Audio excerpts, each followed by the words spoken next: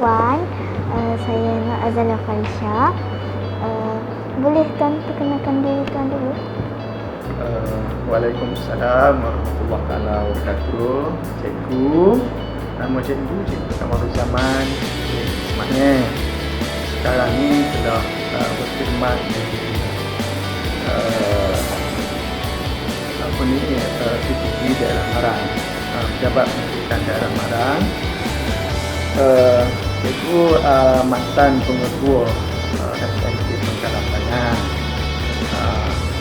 Sekarang ni dah menjawat jawatan SIT. Tahu tak apa itu SIT? Tak tahu. SIT ini adalah rangka untuk kecemerlangan sekolah.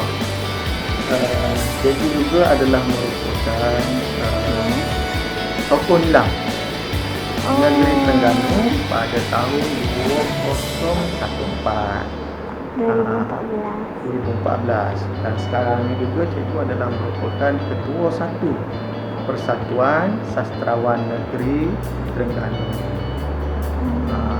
Jadi ada apa lagi ni?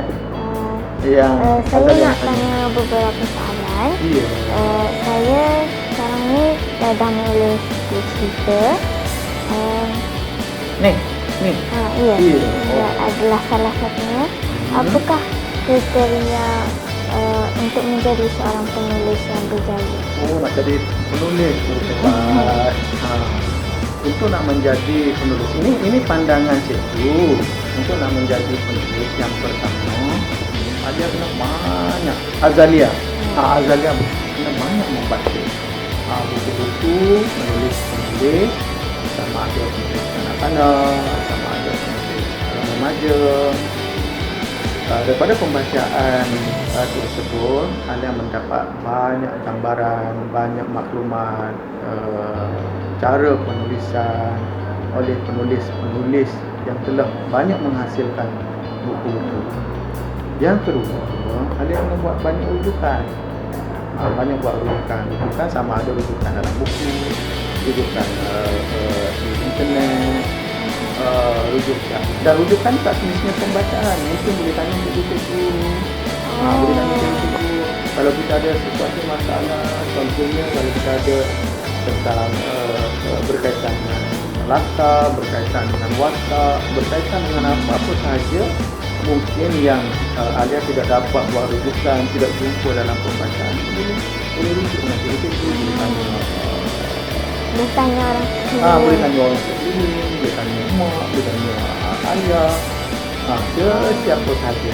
Dan mungkin kita boleh tanya kawan-kawan melalui WhatsApp, melalui Telegram, melalui banyak perkara. Kerana perkara-perkara itu dia seolah-olah menjadi sumber kepada kita untuk menulis. Yang pertama membaca, yang kedua melakukan rujukan. Dan yang ketiga mesti sentiasa menulis. Kerana penulisan ini seperti mengasah parang. Kalau lama kita tidak asah, lama kelamaan ia berkarat. Jadi setiap hari menulis. Apa yang Alia buat dalam buku ini, buku catatan ini adalah satu langkah yang sangat. Tengok, tiba-tiba ada idea lain, kita boleh masuk. Kita boleh masukkan apa benda ni, idea baru yang terasa sesuai dengan keadaan. Selepas tu apabila sasar, kalau kita nak menjadi wangi, kita mesti berkawan dengan penulis. Bukan penulis, mesti berkawan dengan penjual minyak wangi. Kalau kita nak menjadi wangi, kita mesti berkawan dengan penjual minyak wangi. Kalau kita nak menjadi penulis, kita mesti berkawan dengan penulis. Ramai penulis-penulis di negara kita. Di Terengganu pun banyak penulis-penulis. Penulis-penulis kanak-kanak, penulis-penulis remaja. Jadi insyaAllah nampak perkara yang perlu pegang. Jadi insyaAllah boleh tak ni? Boleh. Semoga berkat apa yang Cikgu kata tadi. Soalan kedua, apa pendapat Tuan tentang novel yang saya ni yang ada tu ni? Ya. daripada cikgu baca. Cikgu sangat sanggup. Yang pertama ialah penulisan Alia ini menggunakan teknik penceritaan yang kita nampak keterbatasan. Dan seolah-olah cikgu melihat tulisan ini seolah-olah ada nama menulis. Ada nama menulis. Maknanya sesuai untuk dibaca dan sesuai untuk dicetak ni, untuk dijadikan buku. Dan apabila cikgu baca, cikgu dapati latar penceritaan ini berlaku di luar negara. Jadi dalam usia 11 tahun Azalia 11 tahun tu menggambarkan penceritaan yang berlaku di luar negara, itu sangat luar biasa. Bagaimana dalam usia 11 tahun boleh menggambarkan latar dalam penceritaan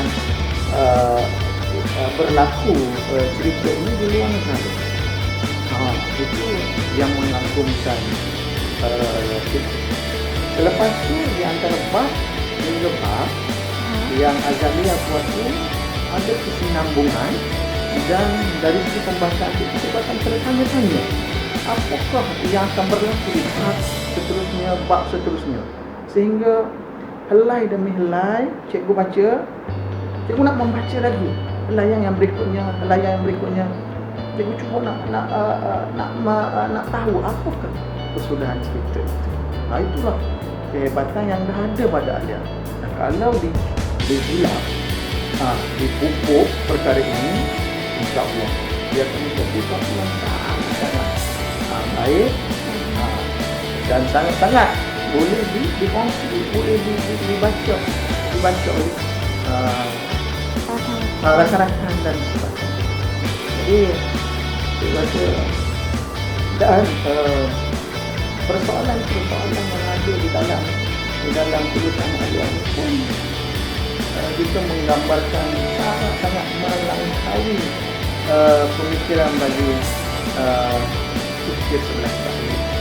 Jadi sabar, Rahmio, teruskan. Belakang parang hendaklah diasah.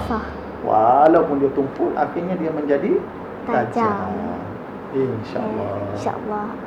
Kelas itulah yang mematangkan penulisan kita.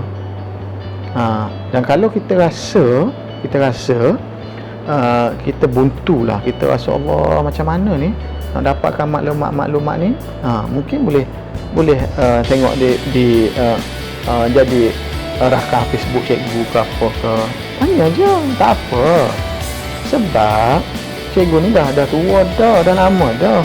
Macam Azalia lah, orang yang muda-muda ni akan menggantikan, mewarisi penulisan dan sebagainya. Sebab negara kita memerlukan banyak penulis-penulis yang akan menulis pada masa depan. Sebab kita dah nak menuju negara maju, mesti ada banyak bahan bacaan, banyak bahan rujukan. Sebab itu saya kata kebertanggungjawab seorang penulis, dia mesti jujur. Dia bukan tak boleh atas imajinasi, tetapi imajinasi itu jangan terlalu banyak, supaya novel, buku, karya kita yang kita tulis itu boleh menjadi rujukan pada orang lain. Contohnya apabila Azalia menggambarkan keadaan, contohnya bilik kita ni menjadi rujukan kepada orang lain. Dia kata macam ni bilik Tuan PPD. Sebab itu penulis-penulis yang kita rasa sangat-sangat hebat, dia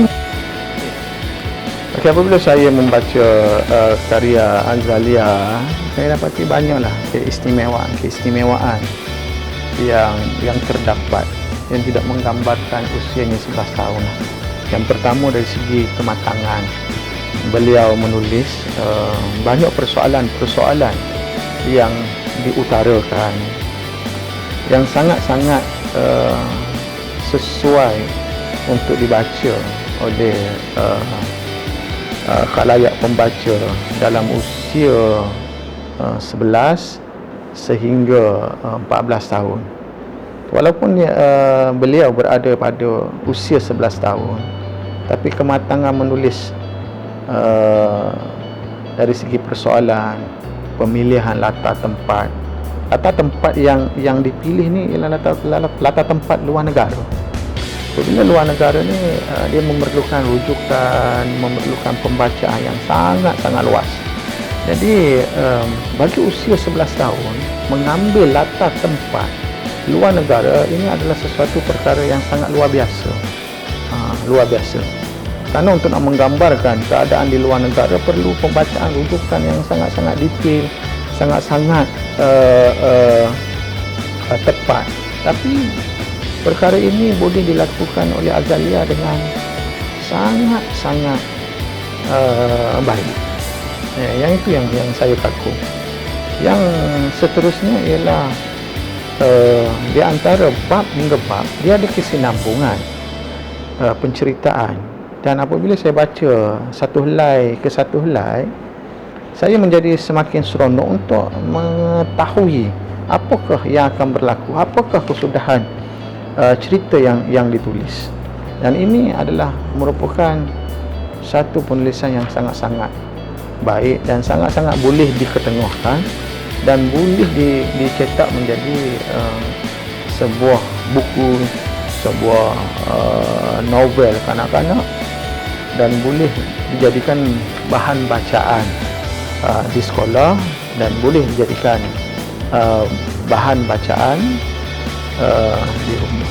Jadi syabas dan tahniah pada Azalia. Ini satu perkara yang sangat-sangat mengagumkan saya sebagai orang yang sangat bertanggungjawab dalam sastra di Terengganu sebagai ketua satu Persatuan Sastrawan Terengganu.